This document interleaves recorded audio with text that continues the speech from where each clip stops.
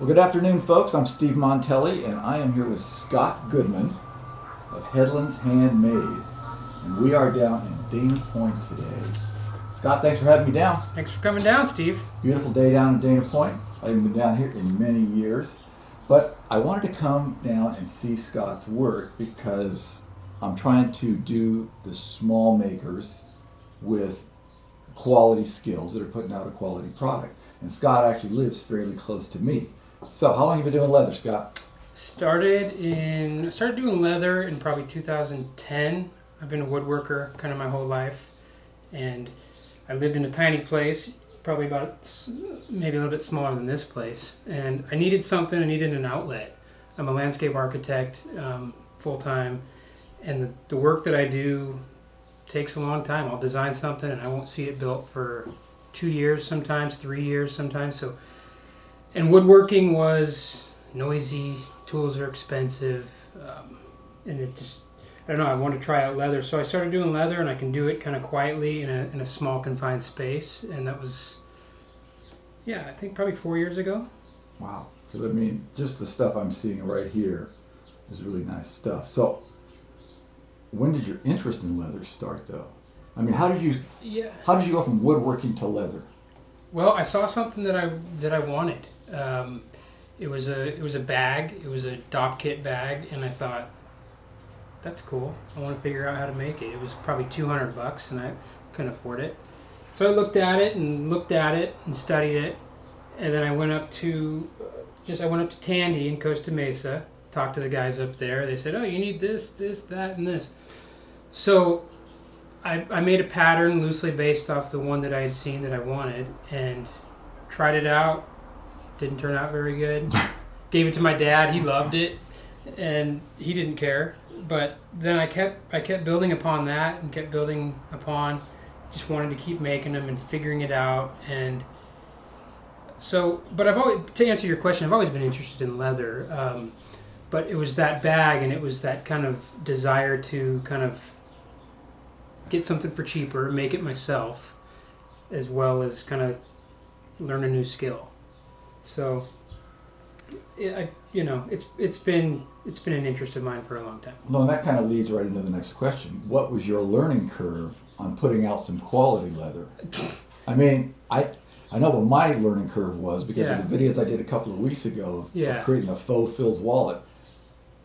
It's a hard learning curve, at least it was for me. Well, it is. It has been for me too, and I'll be the first to admit that there's still a learning curve. I'm still learning. I enjoy that process so much of trying to figure out how to make it better, trying to figure out the tools, the materials that will make it better. And I tell people that the longer I do leather work, the longer it takes me to make something. Yeah. I was busting out things just quick when I first started, and then I would just learn kind of new steps and learn things that would make the product look nicer.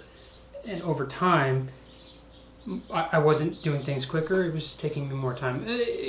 Now I've become more efficient in some of those skills, but at first it was a struggle. Yeah. But I actually wanted to show you this. This was one of the first wallets that I made. It's just a veg tan with a veg tan stitching, and wow, so this is one of the first ones. That's probably I just wanted a simple card wallet. There we go. And I used that thing for a while, and I made those. I don't know, I probably made 10 of those, and I gave them to all my friends, thinking, "You guys are gonna love this wallet." So how many? This was like number what? Do you know? This was probably either one of. This is probably the first. It's probably the very first one. This could have been the first one that I made. Yeah, it looks like on my first attempt too. Yeah, it's not the best leather. Nope. It's terrible stitching. It's a terrible design, in fact. But I just wanted to test it out. I don't even think it's burnished. I hadn't even figured out what that was yet, but I kind of wanted to share that with you. So then, who did you rely on for pointers on how to do leather correctly? I mean, did you have anybody you went to, or was it YouTube, or? All the above. I went to YouTube quite a few times. There's a, as you know, there's tons of videos out there, Yep. and there's a lot of good guys out there making cool stuff, Yep, and there is. they love to share it. So YouTube, books, but also I would just go to stores and look at things and inspect them and really figure out, oh, that's how they did that. That's how they're doing this. So it was as far as leather work goes, I would talk to some of the guys up at Tandy because I was going there for a while, and they'd give me pointers on um, different tools and various things. But I didn't really have anybody that trained me. That's why, I guess, to answer your original question, the learning curve was a long time, and it still is. So the learning curve was just you, basically. Yeah, pretty much, yeah. Just you digging out the information where you could. Yeah, yeah. There were times when I was like, I don't even know what the heck I'm doing. I'd make something like this and think, I need to talk to somebody. I need to consult. But I just kept on making things, and slowly my skills have progressed. And like I said before, I'll be the first to admit that my skills are still I'm still learning, and I have a lot to learn. But it's exciting. So then where did the idea for Headlands Handmade come from? I mean, at what point did you figure this is a business and I'm going to call it Headlands Handmade? Yeah, that's a good one, and that's a tough one to answer. I guess I started making wallets. I moved beyond this thing, and I started making dot kits. And friends, and actually, there's a lot of coworkers, people that I work with at my landscape architecture job would see it, and there was a period where it's all I talked about. Some would say that's still all I talk about, but I'd talk about leather craft all the time. So people would start asking me for wallets, and so I would supply friends and family with a few things. And then I guess I started looking around, and I didn't think that there was I didn't think that, oh, I have something that is so unique it must be on the market. It was really because as you know, again, there's tons of guys doing this, and there's a lot of guys doing it well. Mm-hmm. Sure. And I want every single one of those guys to succeed because it's fun. But how Headlands Handmade was born, it was just through friends and through a kind of desire to make something, to build something up. I love leather work, but I also found that I love this process of building something, building a brand. It's challenging every day. In fact, especially that it's, my job, I'm working 45 hours a week, and I come home at night and I'm doing this and I'm sending emails and I'm thinking up ideas and I'm sketching up stuff, and I don't have all the time in the world to really build it, but that again in itself is part of the challenge that I like. Fortunately, one thing I do have is tons of energy. That's something I was blessed with, and good work ethic, so I'm able to do it. Yeah, I mean, you're just the kind of guy that I'm looking for this year. One man shops that are doing, quality work and have a passion for doing the work. Because there's really, out in the world, there's really not a whole lot of passion for doing the work a lot of times. Yeah. But somebody like you that's doing quality leather like you got there. So where does your design inspiration come from? I mean, what makes you say, I got to make this kind of wallet, or I got to make, are those the dop kits over there? Yeah, this is the dop kit. I mean, what makes you say that this is the kind of dop kit that I'm going to make? First of all, it starts with a desire or kind of a need to have something to carry my goods. Yeah. And it's just I like a simple aesthetic. I like clean lines, simple colors, and just basic construction, kind of. But it's things that guys need. You need a wallet, you need a sunglass case, you need a dop kit, you need something to carry your laptop around, which is something I'm going to start getting into. And then I look at some of the needs that we all have, and then I say, well, how can I make something that fills my needs? I guess that's really where it starts. I wanted something I've got these valet trays, just something to throw my stuff in at the end of the day. Yeah, those are nice. These are very nice valet trays. I was fortunate enough to go to Italy a couple years ago, and in Florence there's tons of leatherwork. And it's funny, you asked me where it started. When I was in Florence, I saw, it's just everywhere. It's everywhere, and there's some really quality stuff. There's some not so quality stuff, but when I went there, I bought a bunch of valet trays for my brother and my dad and some friends, but they were the traditional kind of travel ones where they've got a snap on each end and you can disassemble it. And I just thought, well, I want something that's kind of rustic, something that, because I had one of these before, and I never once unsnapped it. You snap it once together, then it goes on the dresser, and it's always snapped up. So this is, I guess, more of a permanent style. Well, those are beautiful, and they have the Headlands logo inside of them. There you go. And I can tell you about that logo. And I was actually, in fact, I wanted to take you down there a little bit later, because this down to the Headlands. Down to the Headlands. This guy here is called the Hydrogger.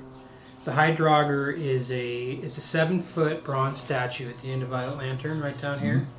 It was made in 1992, and it kind of commemorates back in the day here in Dana Point in San Juan Capistrano. It was ranch lands, and what this depicts is a rancher heaving the hide off the cliff to the ships below. And what they would do is they would transport most of the hides from California back to New England, where there was a lot of leather workers out there.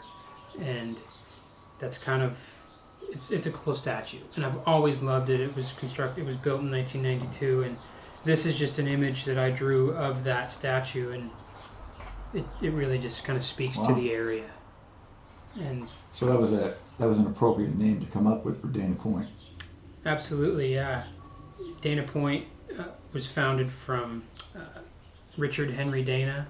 He wrote the book 2 years before the mast. He was a New Englander, and just the Hydrogger isn't necessarily Richard Henry Dana, but it just commemorates that era. And I grew up here. This place is really special to me, and I wanted something. I could have called it Goodman Leather. I could have called it something after me, but it's not really about me. It's about where these goods are made, kind of the soul of this area in a way. I mean, that's kind of a lofty thing to say, but it's important to me. No, really, that's an appropriate thing to say. Yeah. I mean, there's the passion for the work. Yeah. And when I was in college actually, and I studied history, and I needed to. My professor wanted me to interview a local artist, so I found the guy that built the Hydrogger. This was a while ago, and his name is F. Benedict Coleman, and I interviewed him about the process of sculpting that, and it was cool. And now it's kind of come full circle. I've known about that statue since 1992. I interviewed the guy probably 15 years after that, and now it's the logo for Headlands Handmade, and to me it's just all part of Dana Point and making the goods here. And like I said, I want to take you down there. I think you'll like it. So, are you always going to be a one-man shop, you think? Or are you going to expand that out? No, I'm not a one-man shop, in fact. I mean, I produce most of the goods on my own, but I have, my girlfriend helps me out. She's my head burnisher. She's pretty efficient. I've taught her, quite a few of the skills, and she can do it pretty quickly. And I've also got a guy. He comes over on Sundays. His name's Mike. He's the father of one of my best friends. He had a leather shop in Raglan, New Zealand in the 70s. And there was an article about me in this little business in the Dana Point Times. It was back in June. And he called me after that. He's like, "Scotty, I want to help you out. If you ever needed help, give me a call." So around Christmas time, I started thinking, I don't know if I if I can do all this stuff, because I started getting orders. And so I called him up, and he comes over, and we just kind of, well, he tells stories, and he helps me put together the trays and does some burnishing. So no, I'm not doing it all alone. I do have some help, and it's great to have the help, because it's really about, it gives me the opportunity to kind of share the skills, but also to kind of interact, and it's fun. That was one of the reasons, I guess, going back to one of your original questions, that I started doing this, because I wanted to be, as a designer, a landscape designer, I'm working on construction drawings, and I'm, like I said, not really getting to see the built product for a while. I wanted to be kind of part of a community of makers, people making stuff, people that are passionate about what they're producing. So I'm slowly getting there. It's a long process, and everybody's busy. Everybody's kind of making things in their own little space. Ideally, I'd love to be part of a larger space of people coming together, making all kinds of things. But currently, this is my space. I am moving next week to a larger space, and it'll help me, I think, become more efficient, and it'll give me more room for more tools. So any plans to quit your day job? No. I love what I do. Who knows though? If one day I got 100 orders, I'd have to reassess it. Or if somebody was really interested in really taking this brand to another level, perhaps. But currently, I love it. I love the balance of the two of my profession, drawing all day and in AutoCAD even, and then coming home and really getting my hands dirty. I'll always need that kind of balance between the two. So now, is there anything you want to show that you got the dop kits? Yeah. You got the valet trays. Yeah, I can show you some stuff. What is that little thing in the valet tray? Yeah, that. What is that? This is a glasses case. Got another one here. This was born out of me needing a place to put all my glasses. Tired of having scratched up glasses and not liking any of the ones that I could find, so I just developed something that was simple for me. It has this kind of, I love the wrap closure. There are other ways to do this that perhaps are a little bit easier. That's really an elegant way to do it, though. To me, it's just the aesthetic. Yeah, certainly. And I kind of offset the cord, so when you wrap it, it's still a little bit offset. I like to offset this asymmetrical flap here. So this is one of the things I'm making currently. And oh yeah, look, see, it is offset. That's right. I don't know if you can see that or not, but it's offset right there. I wouldn't say, I don't know if that's a signature at this point, but I like this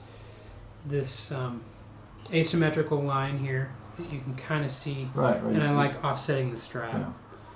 And then I've got tons of different thread colors that I can mix in. This one is blue on blue. This navy probably isn't showing up, but it's a Chrome XL navy. When you really squeeze it, you can see the pull up. Yeah. And I love how it looks. I mean, when we were talking back and forth in the email, and you said there were different thicknesses of Chrome XL, my experience was just that there's one thickness of Chrome XL. Yeah. That's all I had. But I like that. I like the pull up a lot. And in fact, I think I like the Chrome XL almost better than I like the shell. Really? Because the shell is actually a harder leather. Yeah. And it just doesn't have this nice feel I love it. that the Chrome XL does. I have one wallet that's shell, and it's very nice, but it's not, this is supposedly an inferior leather to the shell, but I really don't, I don't see it. I mean, it's a very nice leather. I love working with it too, and they have so many different colors, and Horween is great to work with, and I that's part of it too. They've been around for a while, and I know I'm interested because there's so many guys doing this now, and everybody's using Horween. They're killing it. They're killing it, and it's hard to get their stuff sometimes, but when you do get it, always satisfied. So Nope, the Chromexil is a great leather. here's the same thing. This one's just a variation, different color. This is the Chromexil tan. Yeah, I mean, I'm just, I'm truly amazed with the true leather craftsman that can actually cut a line the way it's supposed to be cut. I mean, I know it sounds basic, but and it's Yeah. not. It's tough. It is tough, but that gets into. You asked me what's coming next. I am looking at getting some dyes for a few of the products. Dyes meaning you stamp it out. Yeah, and so I put together these. These are like this is taking my landscape architecture world to my leather world. I put together essentially these construction drawings for what I'm going to have these dyes produced. I'm still on the fence of whether or not I'm going to do the holes. I may just have the dyes cut out of the perimeter. Mm-hmm. The holes increases the price significantly, but just trying to enhance the goods. I don't think, some may say that this would take away from the hand produced goods, but it's going to be a hand press. I don't think it does at all. They'll all still be hand stitched. And my goal is, people ask me, well, all the time people ask me how long does it take. I'm never really forthcoming with that answer, because to me it doesn't matter. It's not about the time that I put in. It's about the product that comes out. So I'm not sitting here counting the minutes, counting the hours, because I want to put together a product that's exceptional. And I think one way of doing that for me is to create these dyes that I'll prototype until they're just right, and then it will increase things a little bit, but it'll speed. I mean, it'll increase speed, but it'll also help with the quality, I feel. No, I think the dyes are a great idea. Everything's the same. Yeah. And it's still being handmade, essentially. Absolutely. It doesn't matter if you cut it by hand or stamp it out, like that. Yeah. It doesn't really matter. So, and I also recently put together, because having a business, the internet it's a funny thing. I'm learning so much about it, and it's this monster. It's this hungry, voracious monster that always needs more content. You always have to be kind of at the forefront and coming up with new products and coming up with new concepts. So this I put together. It's just this isn't the internet. When I built my website, I wanted something in print. I like print. I like a booklet. So I put together just this little catalog of the goods, more for me to remember where I was at the time. And I put together this is just kind of how it's made. This is a little infographic. All right, I saw that on your website. Yeah. You did, cool. And it's fun. And what I'm going to do with this is send it out to various publications, various stores, just to try and get the word out. But you know what? This is very cool, because it's almost an antithesis of the internet. It's almost a rejection of the internet stuff. It is. Which is kind of, there's a little bit of bent towards the rejection of the internet at this point. Yeah. And that's a really cool idea. For me, when I get, I guess I'm old school. When I get something in the mail, yeah. I don't really read emails anymore. I scan them. I don't look at them for very long. But when I get something in the mail, I'll touch it. Yeah. I'll smell it. I'll hold on to it. So I'm gonna take this little book and kind of share it around, and hopefully spread the word that way. I've had some successes. I've been featured on some blogs, and a couple weeks ago I was in the Orange County Register. That was cool. And it's just about finding various ways of spreading the word. So. No, that's a great little book. Yeah, I'm sure if you can see the title of this. There you go. Little book. Nice book, though. The antithesis of the internet. Thank goodness. Well, I guess so. I mean, I'm still sending it to blogs and websites, because but still, it's more the idea of the little pushback. Yeah, it's fun. We'll see where it goes.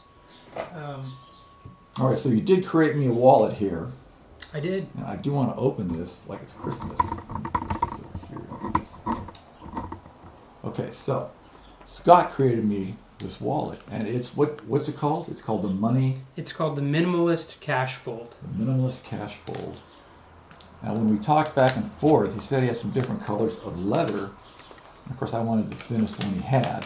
Let's take a look here. I'm not gonna look real long at it, but see, look at this. It's beautiful. I don't know if you can. I don't think you can't see it really well. Oh, I'll have to do this at home. Okay. I can see it really well, and it's really very nice. In fact, I'm going to put my stuff in it here when we're done with this, because I'm always excited to put stuff in it. In fact, I might have to have Scott show me how to put the stuff in it properly. Oh, I'll show you how to do it. Very nice though, and it's a blue chromexel with tan leather. And I was looking for a brown. I'm sorry, tan thread. Yeah, tan thread.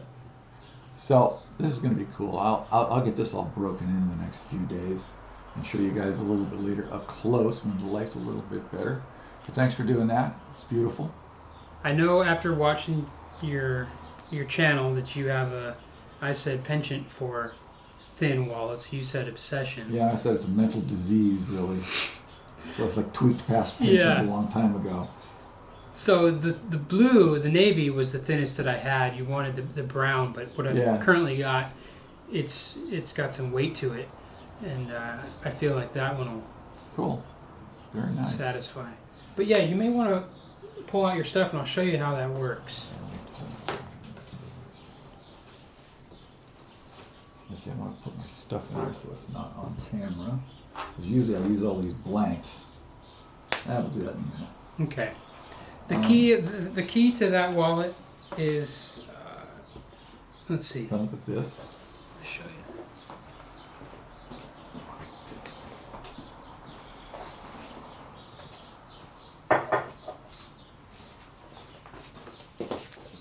I wanted something that would hold some cards, right, but would also hold cash, but not a traditional billfold. So. Right.